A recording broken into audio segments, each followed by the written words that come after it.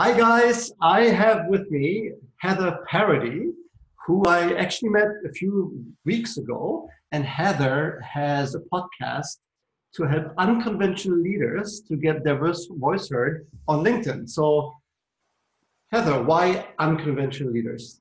Yeah, well, thank you so much, Andrew, for having me. I love what you're out and doing in the world. It's just incredible. Why unconventional leaders? I think the easy answer is I just started reading a lot of books about leadership and influence and the people in history who really made a difference, like in our culture, made huge cultural shifts. And I noticed a theme among most of them were that they were unconventional. They went against the grain. They stuck out like a sore thumb. It could be, something obvious. Maybe they were, disadvantaged in some way. They grew up poor, or maybe had a disability, or grew up in a culture or area where, they were a minority in some way, or they just had a really strong belief system and stood up for what they believed was right. They were unconventional. And I think it's interesting because a lot of times we discount ourselves because we feel unconventional without realizing that that's kind of the secret sauce to real influence and impact. So, normally when people start out that way, there's a story behind it, right? So, what motivated you? Sure. Well, oh, wow. My dad grew up in the foster care system, and I really was drawn to disadvantaged kids because I grew up with a father who really was kind of childlike in a sense. He just never had a family. He was, first time he was arrested, he was 7 years old. He had just, it was a miracle I was born, really, and survived. And so I went into counseling and therapy as in college, because my intention was to be a therapist. I wanted to go back and be a therapist for these kids. Well, I did. And when I was working a lot with them, I started seeing just so much potential in these young people. And it was often overlooked because of their circumstances and where they come from. And a lot of people would say things like, well, if we can keep them out of jail, then it's a victory. And like I mentioned earlier, really studying influencers and people throughout history, I realized like, hey, this is like breeding ground for incredible leaders who are to come. And we've got to start seeing people for their potential and not just their current circumstances. And so that's kind of where a lot of this led. And so long story short, I started the podcast and started producing a lot of content around this topic. I don't do traditional therapy anymore, but it's still interweaved in a lot of the work that I do. But yeah, that's where that passion came from. So, is that your own therapy then? Pretty much. I wouldn't say that. I would say. Well, no, it's like I'm part of a coaching group right now, right? So we get coached by the same coach, and you have all those group exercises, Mm-hmm. and the one theme that comes out is like everybody is a coach because they actually still want to solve their own issues, right? So Absolutely. I will 100% back that up. It was funny in graduate school, everybody entered the program thinking we all knew how to help people, and we all left realizing that we all needed help ourselves, which I think is a beautiful thing because it brings humanity back into it, that we're kind of all on the same playing ground. So you're doing that great work, right? Like every day you have a 10-minute video out on LinkedIn introducing new leaders, right? So tell me about that. So how did that come about, and what do you get out of it? Sure. So I host two different shows. One is Unconventional Leaders, which is a podcast that we air 3 times a week. We've been doing that for a little over 2 years. And that's my kind of big show that I do. And from that, I've branched off into LinkedIn, where I'm doing this micro content of just meeting leaders every single day. It's been crazy. It was just an idea a couple of months ago where I said, I really want to connect one-on-one with people on LinkedIn and start sharing their stories. Because I don't know if you're like me, Andrew. I get a feel for people so much more when I hear their voice and see their personality and et cetera. For me, it goes a lot further than seeing, the posted resume. And so I just wanted to bring that humanity piece into LinkedIn and also just connect with more leaders. So we started that spinoff show from Unconventional Leaders on LinkedIn. And it's been an incredible, incredible experience. I think the coolest thing is I get DMs sometimes of people saying, hey, Heather, I just partnered with somebody or just got a new client or whatever, just because they saw that 10-minute video. And it's not because that person was such an expert. It's because they had that likability factor where they connected as human beings and wanted to work together, which I think is really cool. Yeah. So yeah, and I see that all the time. Like when I talk to people, and I connect with about 30 people on LinkedIn every day, right? Yeah, I know. It's like you gotta do something, right? So and then about like 3 or 4 a week that actually want to talk to you, and then you talk, right? So everybody has a unique story to tell, right? So everybody's like in a way unconventional, right?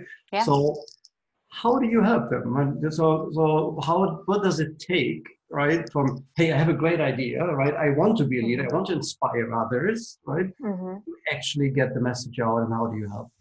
Sure. Well, I kind of stole a lot that I learned from counseling and therapy. One of the principles they taught us was the importance of modeling, how important it was to see someone who looks like you and acts like you and thinks like you, representing yourself in a leadership position. And so a lot of like the work that you do, Andrew, with women, it's important for women to see other women. And it's important for people to see others who have come from the same places they have come from and doing great things. And so I think what's really important for storytellers and content creators to get out there and share stories of people doing good work, because those stories are going to be able to reach people who I'll never be able to reach. I have a great friend, Nathan Todd. He has cerebral palsy. And when he shares his story, he's able to reach the disability community in a way that I never will, because that's his message, that's his story. And so I think modeling is one part of it. Also, to just the community aspect of really realizing that, hey, I'm not crazy. It's cool to have outside of the box dreams and visions. You speak with women leadership, and as a woman, there's nobody in my family who has stepped outside of the box in an unconventional way and built businesses and done things like that. There's nothing wrong with the work they're doing, but I never really had a model to see like, hey, here's a reference point for the things that I want to create. And so I think having a strong community of other people who dream like you, to say, hey, I'm not crazy. Hey, this is possible. And I actually have support doing this. Yeah. I'm just seeing on the video that the light here is failing me, but I hope that. So you are you're the unconventional leader, right? So, I think so. Yeah, you are, right? I know that. Right? So you're a woman, right? So what is your advice to women out there to be you, or not to be you, to follow their passion and their heart and what they're meant to do? Not to edit your vision to fit like a societal expectation. I think that's what's been really hard for me, even in the entrepreneurial online space, which is such a beautiful, we live in just a beautiful time in history where anyone can create something from nothing using these online tools.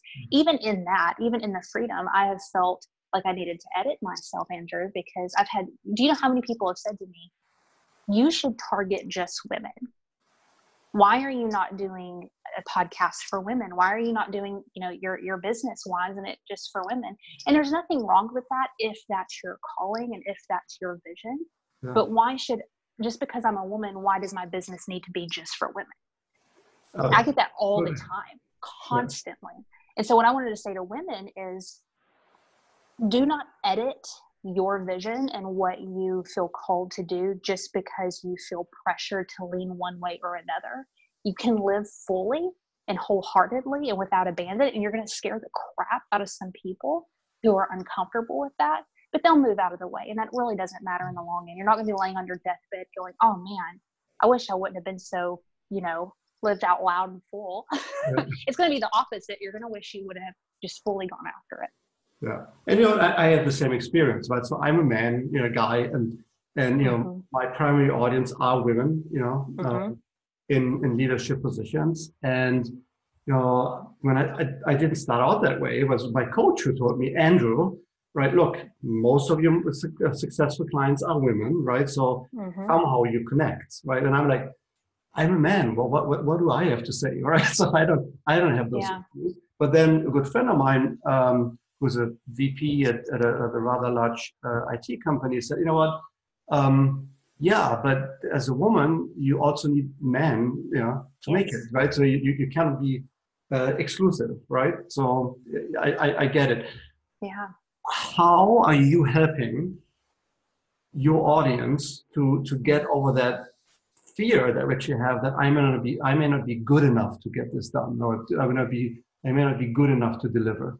Yeah. Well, I think first of all, understanding that no matter what level you're at, you're going to feel that imposter syndrome. So I think it's really interesting as the guests who come on the show. I mean, I've interviewed people who are just like leaps and bounds ahead of me, and I just feel so intimidated to even talk to.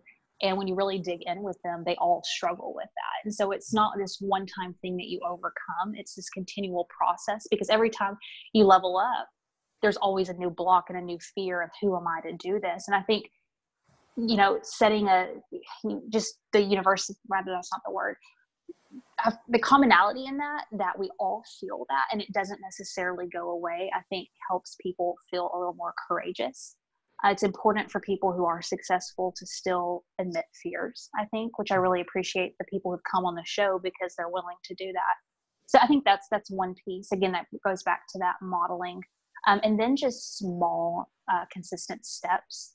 You're not just 100% brave overnight. It's even in our brains, like neuroplasticity is just a beautiful thing to look into if somebody listening has never heard of it. But it's this, our biological makeup, we're wired to, we can reshape our thoughts in our mind. But, if I've been forming a fear in my mind for 15, 20 years, it's not going to take me one day to undo that. I mean, yes, it can be undone, but it's going to take a little bit of time. It's just like a muscle. And so slowly, gradually picking at that away and forming another little baby thought that grows and grows into something bigger, we can change literally the format of our brains, our minds, the way they work. It just takes a little bit of time, and those micro small steps are so important. And that's why I think community is so vital, because we walk with each other through that process.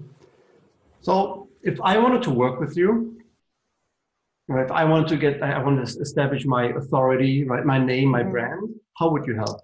Yeah, so I work primarily through content marketing. I think content marketing is a incredible way to start getting your voice out there, especially if you're not used to doing it. Again, those big leaps are really hard.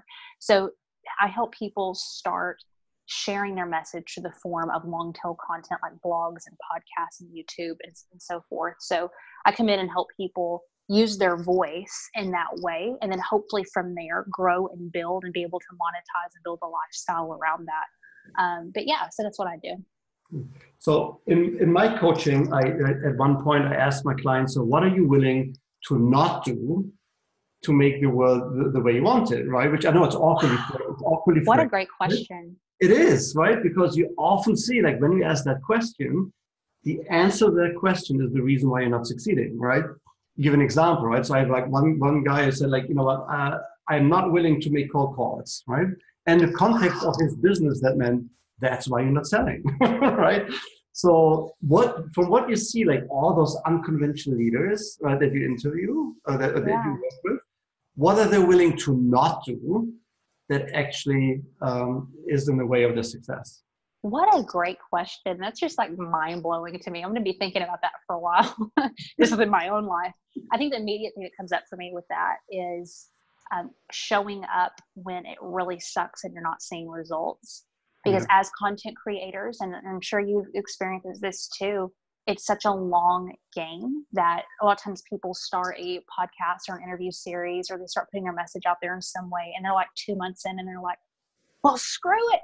I don't have 1 million followers. I'm not making any money off of this. Like, this sucks. This is hard. I'm tired. I want to go watch Netflix. I don't want to write this thing. And so that continual slow grind of showing up, even in the midst of not seeing those overnight success results that you want, I think that is the biggest thing that I see. It's just that inconsistency piece. And there's a lot you can do to kind of prevent that, but most people aren't willing to show up and do something continually unless they're validated with it immediately with results. It's true. And that's like, I went to like a Gary Vaynerchuk event like months ago, and he said, you know what, it's a long game, you know? Yes. Yes, you can get hit by the bus tomorrow, but then it's over anyway, right? So it is a long game, right? So how do you, so if somebody wants to engage with you, so what are the next steps? How do they get in contact with you? And how do they need to prepare, and what are the next steps? Sure. Well, I am all over everywhere at Heather Parady. You can find me on all social media platforms except really Snapchat, because I'm just not cool enough for that. I don't get it. Like I have my 16-year-old niece here with me, and she's having to show me how to do it. Like it's a really hard struggle, but most social media at Heather Parady.